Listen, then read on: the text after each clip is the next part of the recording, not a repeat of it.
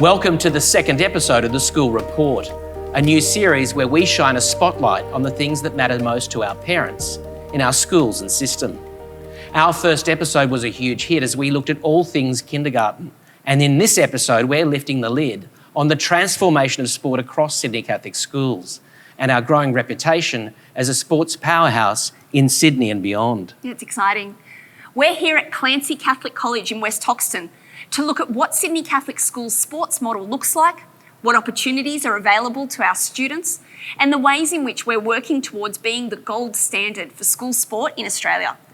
Now, to help us unravel this and more, we're joined first by Damien Kerr. And Damien's the Manager of Sport, pre to post, at Sydney Catholic Schools. Damien, welcome to the School Report. Well, thank you very much for having me. Oh, you're so welcome. We're here in this amazing facility at Clancy. But let's start with the absolute basics. Why is sport so crucial to a student's learning and development? Sport and physical activity is vital for a child's education. Whether it's their social, emotional, mental, cognitive health, sport is going to help them in all of those aspects. I mean, we know ourselves. It doesn't have to be a competitive game that we're playing, but just going for a walk while we're making calls, by going for a quick swim or playing some handball, we feel better about ourselves and then we're ready to take on our next challenge. Damien, what about, for example, a parent who says, my child's not particularly sporty? That's fine. They don't have to necessarily be sporty. Like I said, we can go for a walk. They can play hide and seek. Whatever it might be, practicing their hopping, their skipping. There are so many ways that sport doesn't have to be the structured environment. There's lots of modifications we can make just for our physical fitness. Now, I noticed you did sort of gesture towards me then when you said maybe not sporty, but it's absolutely true, because what we're looking for, and I think what we want to hear from you today, is how are we integrating that sports program? Because there's a bit of a buzz around it. What does it actually mean? Our coordinated approach that we use is the K-10 National Syllabus for Personal Development, Health and Physical Education.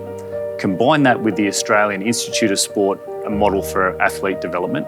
We have our wonderful teachers in the schools who help our students, and then we align ourselves with some industry experts who can give us ideas about how we can enhance students who have the ability, or just helping more students or children want to play sports. So there's a lot to take in with that. If you look at it, let's just say from non-competitive through to representative level, what are the pathways in our system? Great. So at a school level, during physical education classes, it could be kindergarten students learning how to hop and to skip and to catch. Once they get good at that, they can then maybe play for a school team in one of the sports that we offer. Then they'll play their school against another school. And then we'll then go against other schools again until we finally find out who the best in Sydney is, which we've done for over a year now. And then once they show aptitude at those levels, we find the pathways for them to further representation in the state and Australia. So I've heard the term conferences used. So when we talk about sport, and even I know today, the Clancy students, we've seen them, they're out and about playing sport this afternoon. When we talk about conferences though, I tend to think, sitting in a room, listening to a great speaker, taking some notes. That's not what we mean in sport though, is it? No, these are the fun conferences. So this is geographically located schools that are close to each other. They will play the majority of their sport against each other. Once we find out for whatever particular sport that is, who the best is in that conference, there's another 3 conferences who the champions from each conference will play against each other until we know who the best school in Sydney is. Fantastic. So how do we manage all of this? I mean, sport has been transformed in Sydney Catholic schools, and we've got such a huge system, and every single school is part of that system through the conferences and moving up. How are we managing that as a system? Well, firstly, that's the great thing about the strength of our system, is that we can offer more opportunities. And there were some great learnings we had from previous sporting associations. However, not every student in every school had access to those same opportunities as a student in another school did. So we have our conference sports coordinators who will help create most of the models for students to participate in inter-school competitions, for trials for representative teams. But it's really the teachers at the school who are coordinating their school, coaching the teams, going to these competitions that allow us to have such a wonderful competition. So when you're looking at sports, there's so much on offer out there in the community, and we see that on television in the Olympics, the Commonwealth Games. How are we opening up opportunities for our students? Because there's a tendency to have the sort of standard sports on offer in our schools, and yet one of the ambitions that we have for sport in Sydney Catholic schools is to really open up the opportunities in a whole range of sports. Can you take us through some of those? Absolutely. And the thing that I love about this, as well as having our traditional sports, which a lot of us love, is the ideas have come from our students, believe it or not. So for example, we've had mountain biking, we've got surfing, we've got table tennis, we've got badminton. Basically anything a student comes to us and says, we would like there to be an opportunity for me to show my skills in it or for me to learn about a particular sport, we're finding a way. We haven't found a way for everything yet, but we will find a way so that those students can benefit from it. One of those examples is rowing. Now, there are rowing clubs all over Sydney, and for the most part, they're not necessarily using those boats, particularly during the week.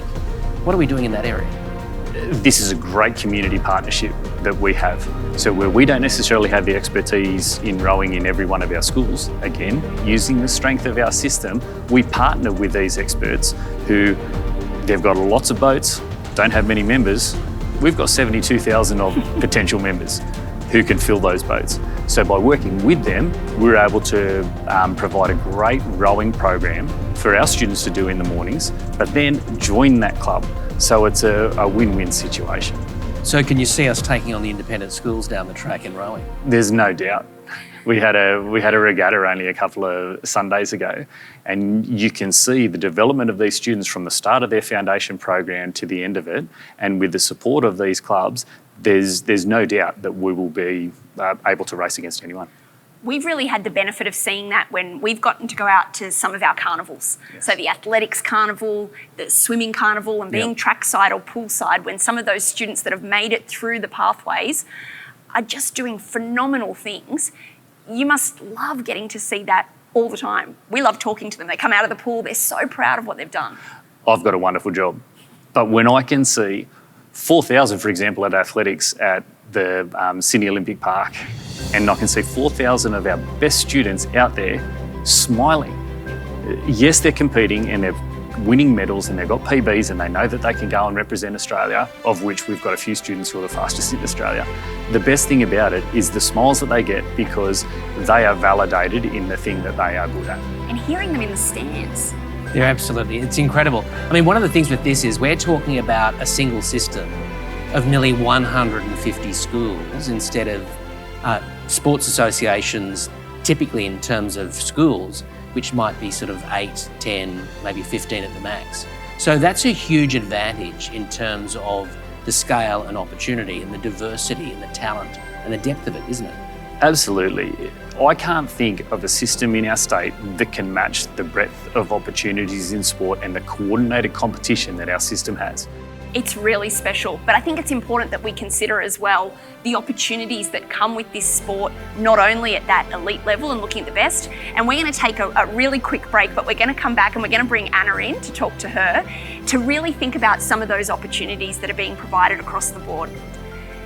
It is really a great time to be a sports lover at Sydney Catholic schools, but don't just take it from us. Right now, we're going to go over and hear from some of those high-achieving student athletes who have benefited from our ever-growing sports offering.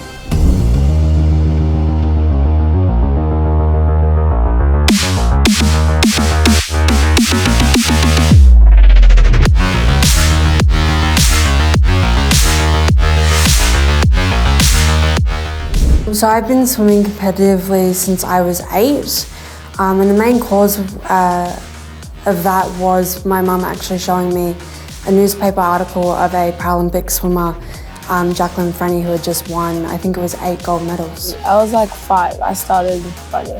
My brother used to go to a club in Liverpool, the athletics, Liverpool, and my brother started going there. I like football because I enjoy it from growing from under 6s to now, and I hope I can still keep on playing until, I don't know, till the end. So I started playing cricket when I was 6. I played with my older brother. He played for a couple of years before me, and then I joined in his team. And I played with him for about 10 years. So it was through that and my family as well and my dad's support that I started playing. Mainly the freedom it gives me, because on land I'm not necessarily as free, and so swimming gives me that opportunity to be. Competing, meeting new people and like socialising with other people. from different clubs. To play against other schools with different disabilities and try and win the competition. I love the challenge of it. I think you know, there's a lot of times in cricket where it's quite tough and you don't like the sport as much, but it's those moments where you really love it and you know, you put in a good performance for your team or your team does something awesome. It's really fulfilling, and I love when you embrace that challenge and overcome it.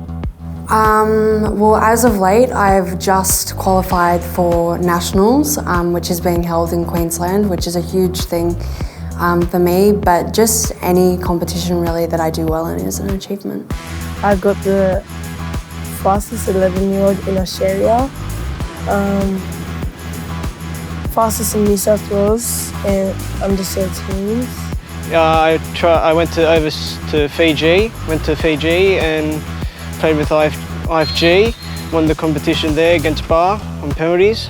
Playing cricket at St George in the Green Shield a couple of years ago now, we managed to win that tournament, which was exciting. It was an awesome day to win that grand final. We went through undefeated, so that for me is quite easily the highlight of my cricket career so far. So next year the Paralympics are being held in Paris, so my ambition is to get selected for teams. In the future, I want to be an Olympian, probably the fastest in the world or top 10. And I just want everyone to see my achievements and stuff. Yeah, so I play cricket at St George, as I said, and I hope to play first grade there. I love the club, and yeah, I really hope to play first grade there one day. For me, it's mainly the experience that it gives me because obviously the more you compete, the easier it gets, the more used to the environment you get. It's helped me because like I in like the school competitions I get to meet new people and some other people in like zone regionals and up to state.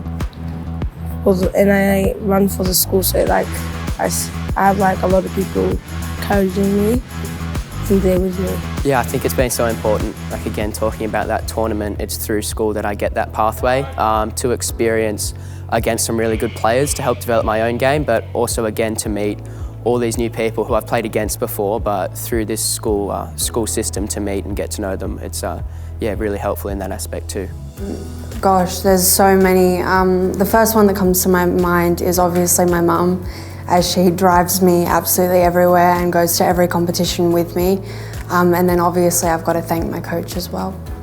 My parents, my siblings, my friends and family help encouraging me like when I go to competitions and stuff. Definitely my family, especially my dad. It's very tough cricket in terms of travelling and taking all day. So for dad and mum as well to take me to the game, stay, and also training to get me there. You know, my own sessions at home to throw balls at the nets time and time again. I can't do it without them. So yeah, I'm really thankful for them and their support. Jacqueline, how amazing are those students? They are truly inspirational. Incredible. As we mentioned earlier, one of the most exciting aspects of the new Sydney Catholic Schools sports model is the buzz around opportunities in sport. Joining us now is someone who's doing some exceptional work with our students in that regard. Anna Turnbull, Education Officer pre to post at Sydney Catholic Schools. Now, Anna, the biggest area of change in sport in Sydney Catholic Schools in 2023 and beyond is for young women. What exactly are we doing there? We're increasing the participation options and the opportunities that are available to the girls. It's really important that they're provided with equal access and opportunity as their male counterparts. We're currently seeing that in the new programs that Sydney Catholic Schools is offering. I even know as a mother of 3 daughters that my daughters were given the opportunity to go and play rugby league and try it for the first time. So it's really important that they're given those opportunities to even just give it a go. The other sports that Damien talked about too, just in terms of rowing and rugby sevens, you name it. It could Badminton. Badminton. You'd be great at that. And also water polo. Are these sports that are available to young women now too? Yes, absolutely. Especially in our rowing program at the moment, we're seeing quite a dominance from the girls in that respect.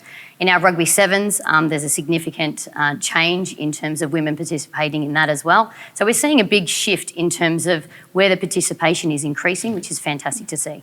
I think our young women as well, they're seeing better representatives of female elite athletes in some of those sports being broadcast on television. They're seeing what they want to aspire to it's important then that we give them the pathways to participate through to that level if they want to. Absolutely, Jacqueline. Some of our students in obviously our secondary pathways programs, the elite pathway that they're currently doing is offering them, opportunities and beyond.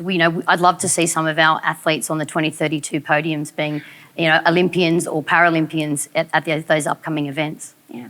But realistically, that's exactly what's going to happen because we've got coordination across a huge system of schools, professional coaching, and then a system, as Damien explained earlier on, where they move from a school to a conference and up to the peak level. I mean, that just must mean that we're going to have huge results in sport.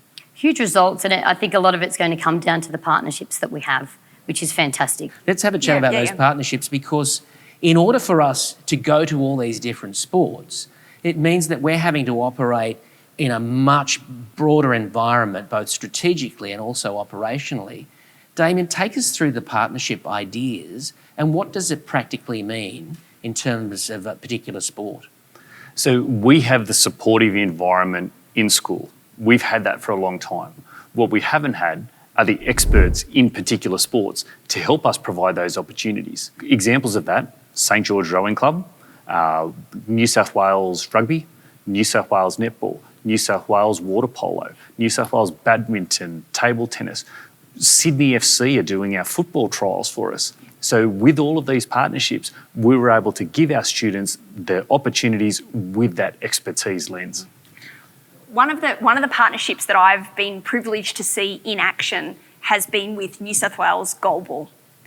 And getting out and seeing how those partnerships can make a difference to the offering that we're providing to our students. Now goalball is an all-abilities sport. It's played at the Paralympics. Anna, correct. Talk to us about goalball because we got to see it in action. Well, let's start by explaining goalball because I found out what it was the day I started playing it. Goalball it's basically netball with your hands, but you're blindfolded. And your goals are not rings, but they're soccer goals. So it's an incredibly challenging sport, predominantly for those students with vision impairment. Obviously, when we put blindfolds on, we are creating an equilibrium there for every athlete. So the child with a vision impairment has a heightened sense of hearing, proprioception, all of those kinds of elements that allow that child to be quite successful in the sport. Goalball is a part of our Unified All Abilities program. The Unified All Abilities program is on Thursday afternoons and it runs concurrent to mainstream sport. It's another offering that Sydney Catholic Schools has to offer students with disabilities and without disabilities to join forces on the same team, unite and play representative school sport.